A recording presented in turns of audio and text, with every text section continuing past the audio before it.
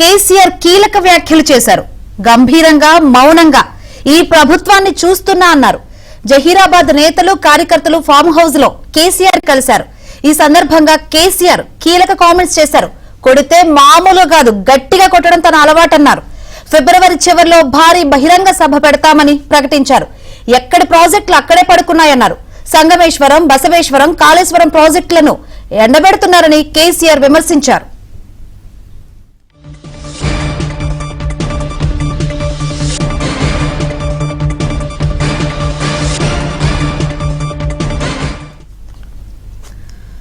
మాజీ సీఎం కేసీఆర్ కీలక వ్యాఖ్యలు చేశారు. గంభీరంగా మౌనంగా ఈ ప్రభుత్వాన్ని చూస్తున్నానన్నారు. జహీరాబాద్ నేతలు కార్యకర్తలు ఫామ్ హౌస్ లో కేసీఆర్ ను కలిశారు. ఈ సందర్భంగా కేసీఆర్ కీలక కామెంట్స్ చేశారు. కొడితే మామూలుగా కాదు, గట్టిగా కొట్టడం తన అలవాటన్నారు కేసీఆర్ కామెంట్స్ సంబంధించి మరిన్ని వివరాలు అందించేందుకు మా ప్రతినిధి నరేష్ సిద్ధంగా ఉన్నారు. నరేష్, మాజీ ముఖ్యమంత్రి బీఆర్ఎస్ అధినేత కేసీఆర్ చాలా కాలం తర్వాత దాదాపు 14 నెలల తర్వాత ప్రస్తుత కాంగ్రెస్ ప్రభుత్వ పనితీరు మీద స్పందించారు. ప్రస్తుతం కేసీఆర్ వ్యాఖ్యలు రాజకీయంగా హాట్ కామెంట్స్ గా మారినాయి. ఈ రోజు ఎర్రవల్లి వ్యవసాయ క్షేత్రంలో కేసీఆర్ జహీరాబాద్ కార్యకర్తలు నాయకులతో సమావేశారు బీఆర్ఎస్ పార్టీకి సంబంధించి.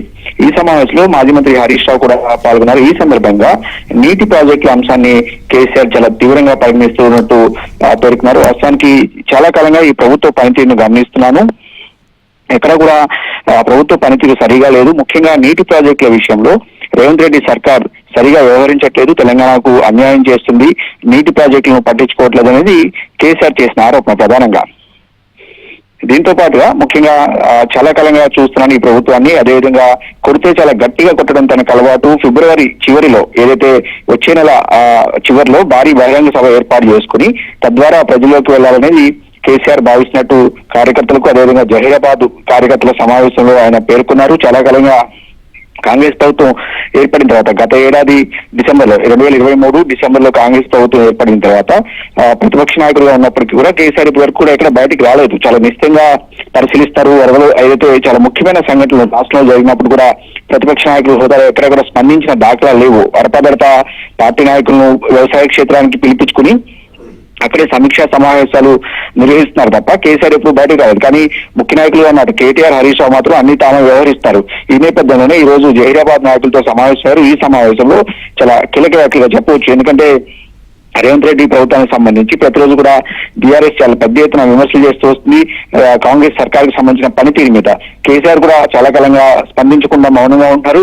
ముఖ్యమంత్రి రేవంత్ రెడ్డి కూడా చాలా కాలంగా ప్రతిపక్ష నాయకుడుగా ఉన్న కేసీఆర్ అసెంబ్లీకి రావాలంటూ కూడా 2-3 రోజుల క్రితం కూడా చాలా ఘాటైన విమర్శలు చేశారు. అయితే బీఆర్ఎస్ పార్టీ నుంచి ఎవరు కూడా రేవంత్ రెడ్డి వ్యాఖ్యలకు సమాధానం చెప్పలేదు. ఈ రోజు ఏకంగా కేసీఆర్ పార్టీ నాయకులతో మాట్లాడి ఈ వ్యాఖ్యలు చేయడం కూడా రాజకీయంగా కొంత సంచలనంగా మారింది. త్వరలోనే భారీ బహిరంగ సభ కూడా ఉండబోతుంది. వాస్తవానికి ఈ ఏడాది బీఆర్ఎస్ పార్టీకి సంబంధించి ప్లీనరీ కూడా ఏప్రిల్ 26వ తేదీన బీఆర్ఎస్ పార్టీ ఆవిర్భావ దినోత్సవం, ఆ సందర్భంగా భారీ బహిరంగ సభను కూడా ఏర్పాటు చేయాలని చెప్పి బీఆర్ఎస్ పార్టీ చాలా కాలంగా భావిస్తుంది. అయితే ఫిబ్రవరి చివరిలో నల్గొండ జిల్లాలో ఈ సభ ఉండే అవకాశం ఉన్నట్టు మనకున్న సమాచారం. చాలా కాలంగా నీటి ప్రాజెక్టులకు సంబంధించి ప్రధానంగా తెలంగాణ రాష్ట్రానికి ప్రస్తుత రేవంత్ రెడ్డి సర్కార్ అన్యాయం చేస్తుంది అనేది బీఆర్ఎస్ పార్టీ ఆరోపిస్తుంది. ఇందులో భాగంగానే కేసీఆర్ త్వరలోనే బయటకు వస్తారన్న సంకేతాలను కూడా ఈ రోజు వ్యాఖ్యలతో అర్థమవుతోంది.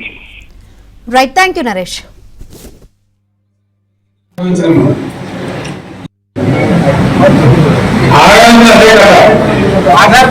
తెలంగాణ గట్టించడానికి కాంగ్రెస్ నాయకులు ఈ సమస్యలే మాన్యం ఉంటామంటే ఎందుకంటే మనవాళ్ళు అయితే తెలియకపోవడం భయంలోనే మనం జబర్దస్తిలోనే అందలేదు. ఆ కోసం 60 ఏళ్ళు అనుభవించాలి.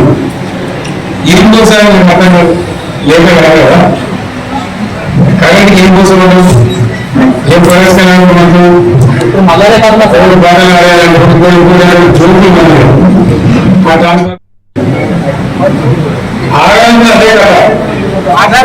తెలంగాణ గట్టించడానికి కాంగ్రెస్ నాయకులు ఈ సమస్యలే మాన్యం ఉంటామంటే ఎందుకంటే మనవాళ్ళు అయితే తెలియకపోవడం భయంలోనే మనం జబర్దస్తిలోనే అందలేదు. ఆ కోసం 60 ఏళ్ళు అనుభవించాలి. ఇంకోసారి అర్థం లేక కాదు కదా. కరెంట్ ఏం కోసం ఏం ప్రదర్శన మనకు బాటలు ఆడాలంటే జోకులు ఆడాలంటే అదే కదా. తెలంగాణ గట్టి ఉండడానికి కాంగ్రెస్ నాయకులు ఏ సమస్య లేని వాళ్ళే ఉంటామంటే ఎందుకంటే నాటకం సమస్య ఏమవుతుంది. మనవాళ్ళు అయితే తెలియకపోతామని భయంలోనే మనం జబర్దస్తిలోనే ఆడలేదు. ఆ కోసం అది ఏం అనుభవించాలి. ఇంకోసారి అర్థం లేక కాదు కదా. కరెంట్ ఏం కోసం ఏం ప్రదర్శన మనకు బాటలు ఆడాలంటే జోకులు